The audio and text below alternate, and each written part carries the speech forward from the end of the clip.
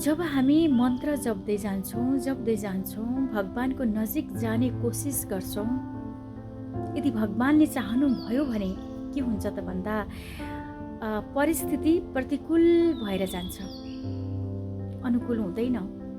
त्यो कसरी भन्दा आफन्त, सर्वप्रथम त आफन्त, इष्ट मित्र, परिवार, साथीभाइ सबै हामीबाट टाढा हुन्छन्, विमुख हुन्छन्।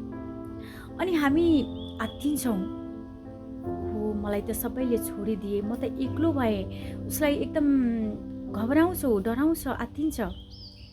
तर भगवान चाहनुहुन्छ यो मेरो नजिक आओस्, सबैबाट टाढा होस् र मेरो नजिक आओस्। भगवान यो चाहनुहुन्छ। यस्तो अवस्थामा साधक यदि नआत्तिकन, नडराइकन यो परिस्थितिको सामना गर्न सक्यो भने अवश्य ऊ भगवानको नजिक पुग्न सक्छ। राधे राधे।